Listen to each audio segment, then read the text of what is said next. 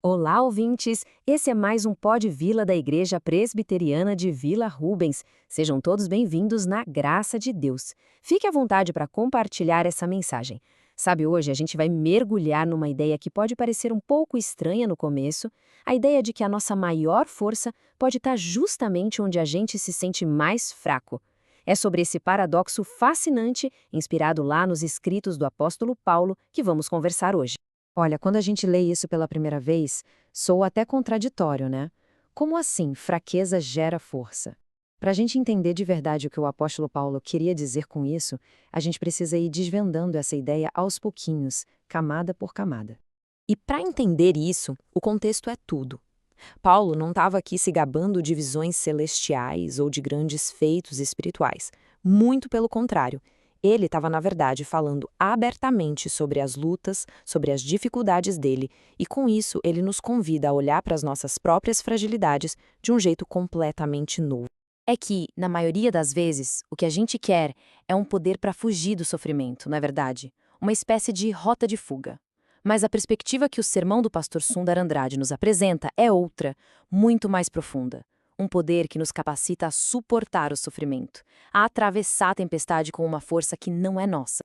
E falando nisso, a gente chega numa das metáforas mais famosas da Bíblia, o tal do espinho na carne de Paulo. O que era, afinal de contas, essa fraqueza que tanto atormentava? E mais importante, o que ela pode ensinar pra gente sobre as nossas próprias lutas? Quando a gente ouve a palavra fraquezas, nossa mente pode ir para vários lugares. A gente pode pensar em falhas de caráter, maus hábitos, mas o apóstolo Paulo foi bem claro sobre o tipo de fraqueza a que ele estava se referindo. E aqui tem um ponto que é crucial, e o sermão deixa isso muito claro. Essas fraquezas de que Paulo fala não são falhas morais, não são pecados ou escolhas erradas. São, na verdade, circunstâncias externas, dificuldades, perseguições que eram impostas a ele. Ou seja, não se trata do que a gente faz de errado, mas daquilo que a gente enfrenta no mundo. Ok, então se essas lutas vêm de fora, a pergunta que fica é: de onde elas vêm, afinal? Por que elas acontecem? A resposta teológica para isso é bem complexa, mas é fascinante.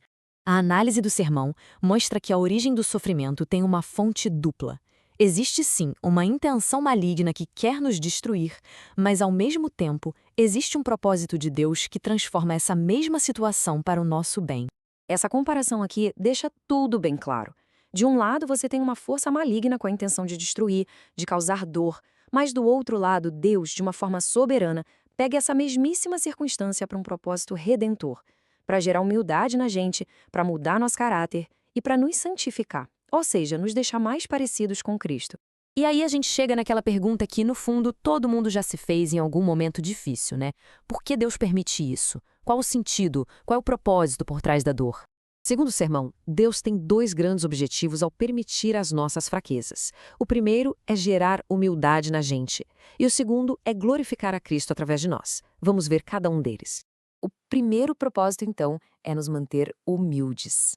A fraqueza tem esse poder de nos lembrar constantemente que a gente não é autossuficiente, que dependemos da graça de Deus para absolutamente tudo na vida. Isso nos leva a uma verdade profunda que, vamos combinar, às vezes é bem difícil de engolir.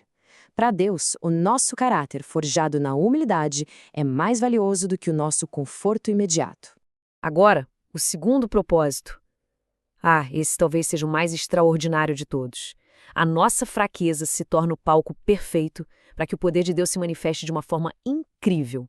Pensa nessa imagem, que forte. Nossas vidas, com todas as lutas, com todas as fragilidades, podem se tornar uma vitrine. Uma vitrine não da nossa força, mas do poder de Jesus agindo em nós e através de nós, para todo mundo ver.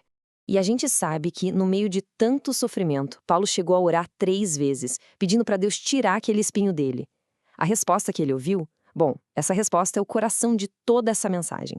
A minha graça te basta. Percebe? A graça de Deus nesse contexto não é a remoção do problema, é a força divina para a gente conseguir suportar o problema. É o poder dele que se manifesta e se torna perfeito justamente quando o nosso poder acaba. Tá, mas e na prática? Como é que a gente vive isso no dia a dia? A pregação nos deixa com algumas lições bem diretas. Que as nossas experiências com Deus nos levem à humildade. Que a gente passe a ver o sofrimento não como um acidente, mas como uma oportunidade de santificação. Que a gente confie nessa graça de Deus que se renova a cada dia e que a nossa fraqueza seja vista como uma chance para o poder de Deus brilhar. E para fechar, fica uma reflexão para a gente levar para a semana. De que maneira os desafios que a gente enfrenta hoje podem se transformar na maior vitrine da força e da graça de Deus em nossas vidas? Venha nos visitar. Estamos localizados na Rua José Dias Coelho 331, Vila Rubens. Todos os domingos temos EBD às 9 horas e culto de adoração às 19 horas. Que Deus abençoe a sua semana.